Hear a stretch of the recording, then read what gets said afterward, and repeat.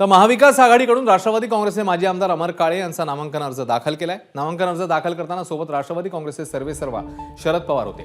काँग्रेस, शिवसेना, राष्ट्रवादी काँग्रेस आणि महाविकास आघाडीतील घटक पक्षाचे सर्वच मित्र पक्षाचे नेते या रॅलीमध्ये सहभागी झाले। वर्धा जिल्हाधिकारी कार्यालयात नामांकन अर्ज दाखल करण्यात आलेला आहे।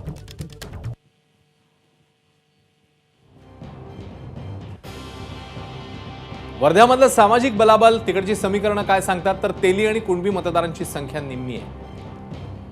खासदार रामदास तडस तेली समाजाचे आहेत तर अमर काळे हे कुणबी समाजाचे आहेत। मुस्लिम आणि अनुसूचित जातीवर्गाचा मतदारही इकडे निर्णायक भूमिका बजावत असतो।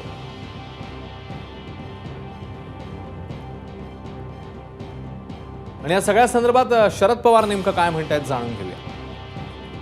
निवड आम्ही केली ती योग्य आहे हे लोकांच्या उपस्थितीने सिद्ध केलं।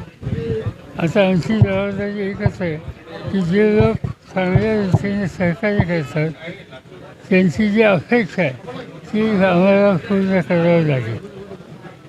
उद्या त्याला या देश पातळीवर इंडिया आघाडीच्या वतीने सांप्रदायिक शक्ती ज्या आहेत भाजप आणि त्यांच्या विरुद्ध जे आम्ही संघटन उभं करण्याचा प्रयत्न करतोय त्याला यश येईल असं दिसतंय आणि आजच्या या कार्यक्रमाने आम्हा सगळ्यांचा आत्मविश्वास वाढला। एबीपी माझा, उघडा डोळे बघा नीट।